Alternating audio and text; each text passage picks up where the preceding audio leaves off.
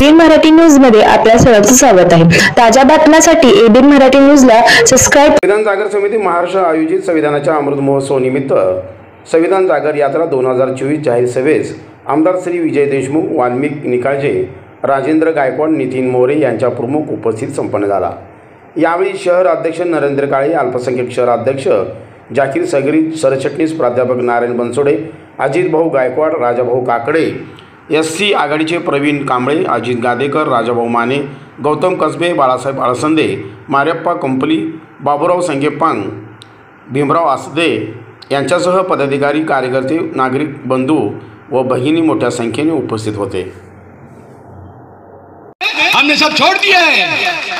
विश्व का सबसे बड़ा धम्म जो बुद्ध धम्म है, त्या धम्माचे पायिक आम्ही आहोत। या जगामध्ये जे चालले ना भानगडी, त्या भानगडीला जर कोणता जर पर्याय असेल तर भगवान बुद्धाचा धम्म आहे आणि संविधान आहे। जे संविधान बाबासाहेबांनी दिलं ते संविधान आहे।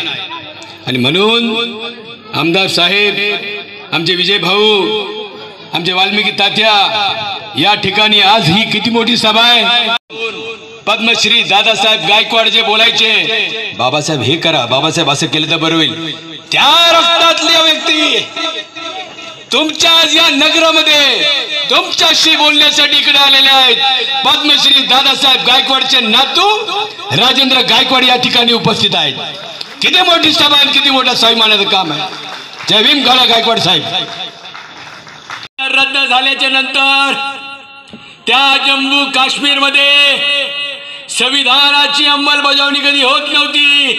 आपलं संविधान ते लोक मानत नव्हते। 370 नरेंद्र मोदीजीने रद्द केलं आणि त्या ठिकाणी आज आम्ही मीडियामध्ये वाचतोय की तिकडे निवडणूक जाहीर झाली आणि निवडणूक जाहीर झाल्याच्या नंतर मतदारसंघ एससी एसटी साठी राखीव झाले। म्हणजे आता तिथे बाबासाहेबाला मानणारा माणूस तुमच्या जम्मू काश्मीर मध्ये संसद मध्ये जाऊन बसणार, ही किमया ज्या पंतप्रधानांनी।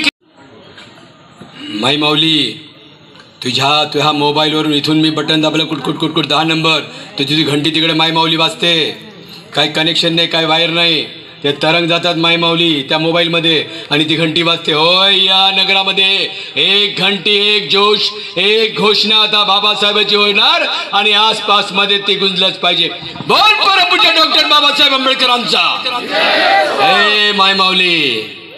बापाचं नाव घेतोय, त्या उपकार नाही करत आपण एकामेकावरती। आवाज आला पाहिजे। नवरा ऐकत नाही तर कसा दम देतो आपण, आवाज चढतो की नाही।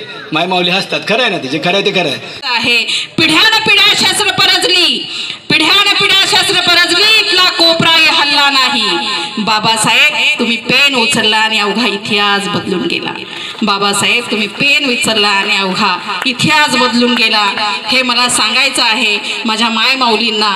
आणि बाबासाहेबांचं आपल्यासाठी खूप मोठं भीमरावांना शिकवलं बाबांनी आणि आपल्यासाठी शिकून आपल्याला पुढे नेण्यासाठी बाबासाहेब इतके झटले की बाबासाहेबांच्या अंगामध्ये त्राण नसायचा तरी बाबा आपल्यासाठी अभ्यास करत होते आणि सांगत होते, माझा समाज झोपलेला असल्यामुळे मला ही सगळी शिक्षण घेऊन आणि त्यांची उन्नती करायची आहे, म्हणून आपणही जागर राहिलं पाहिजे आणि खारीचा वाटा म्हणून उचलला पाहिजे।